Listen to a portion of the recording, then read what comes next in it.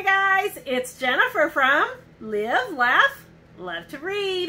So today I'm doing a little free library book haul. So we just recently got back from Texas. We stayed there for over a month. So if you've watched any of my recent videos, then you already know that. But we did hit a bunch of little free libraries while we were there. And there should be 5, 6, 7-ish little free library videos from that time. So if you haven't seen that yet, check those out. But I only came back with 5 books, which is okay. I ended up leaving probably 60, 50, 60, somewhere around there. It was a huge bag full, and I'm talking huge bag full. So that's fine. I'm okay with that because my whole thing about little free libraries is giving back. I get so many books, and I just want to give back. So it's all good. So this is what I came home with. Like I said, it was only 5 books, but that's okay. That is okay. So the first one I got was this Illustrated History of Texas Forts by Rod Tamanis. And this is actually a book that you would get in, one of the different gift shops down there. And I picked this up for my husband because he absolutely loves stuff like this. He's already read it, actually. And he was totally thrilled with it. And it actually had this little paper in it. Fort Clark, A Brief History, Guarding the Overland Trail. It had this little paper in it. So wherever they went, they got this little paper and they did their little tour and all that. And then they bought this book. And it was actually $18.95 at the gift shop. So I got this book and it had a lot of pictures. It's illustrated. Like I said, my husband, he was so excited. As soon as I seen it, I was like, okay, I gotta get that for him because he stays in the truck while I'm doing my videos. And when I got in the truck, I was like, here you go. He's like, oh, cool. I go, I know, right? So yeah, he already enjoyed it. And then I'll be passing it along. Yep. And then I got Once Upon a River by Diane Setterfield. I have seen this one floating around on Instagram and BookTube, and I was like kind of excited. This one's about, let's see, it says 3 girls are missing. One is returned. A story begins. Ooh. Yeah. On a dark midwinter's night in an ancient inn on the River Thames, an extraordinary event takes place. The regulars are telling stories to while away the dark hours when the doors burst open to reveal a grievously wounded stranger. In his arms is the lifeless body of a small child. Hours later, the girl stirs, takes a breath, and returns to life. Is it a miracle? Is it magic? Or can science provide an explanation? These questions have many answers, some of them quite dark indeed. Okay. Interesting. And then I got The Glass Butterfly by Louise Marley. Isn't that pretty? I have been really drawn to yellow lately. Like, I don't wear yellow clothing. Like, that's just not me. But yellow books and just yellow sunshiny everything I've been drawn to. So I picked that up. Says, a new life, a new name, a complete break with the past. It's the only way therapist Victoria Lake can think to protect her son and herself from a case turned deadly. She and Jack have barely spoken since he's gone to college.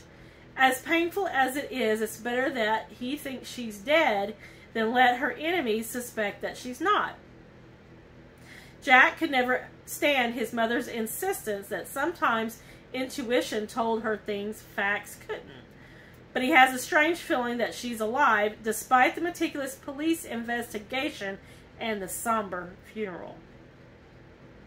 Of course, Jack is reconsidering several things his mother said now that she's gone. To survive, Victoria knows she has to reinvent herself completely. She can't even listen to her beloved Puccini, but without the music in her ears, eerie dreams invade her sleep. That sounds good.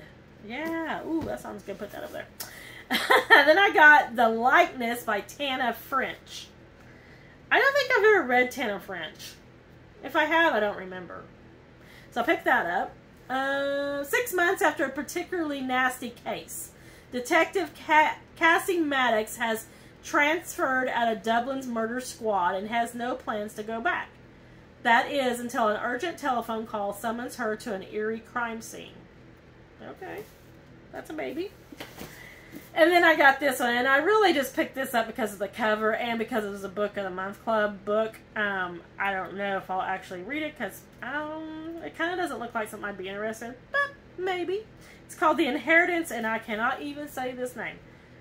Orquídea Divina by Zoraida Cordova. Look at the cover.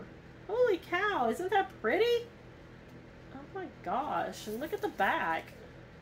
That is a very pretty book. Let's see. The Montoyas are used to a life without explanations. They know better than to ask why the pantry never seems to run low or empty, or why their matriarch won't ever leave their home in Four Rivers. Not for graduations, weddings, or baptisms. But when Orquídea invites them to her funeral and to collect their inheritance, they hope to learn the secrets that she held onto so tightly. Instead, Orquídea is transformed into a chiba tree, her limbs stretching into roots and branches, leaving them with more questions than answers. What? She's transformed into a tree. 7 years later, her gifts have manifested in different ways. That sounds kind of strange, but that's a maybe. I don't know. Anyway, that was all I got. But, like I said, that's fine. Because, yeah, that's totally fine, guys. I left so many books that, yeah, not where I just don't even. And that's the thing, too. Like, people think that if you take a book from a Little Free Library that you have to, leave one. But you really don't. There's really no rules, guys. Like, when I had my Little Free Library, I didn't expect people to trade or even bring it back.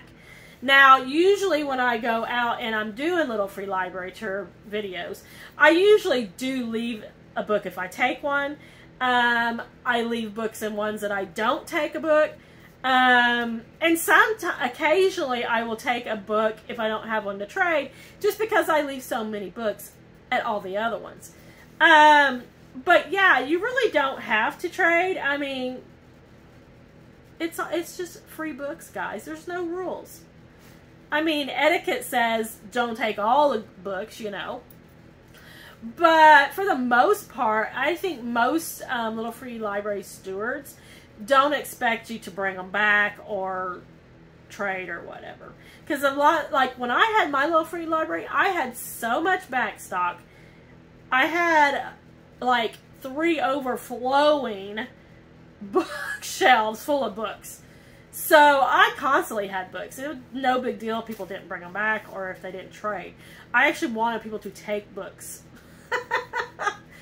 Anyway, I just thought I'd put that out there. That's all I got, guys.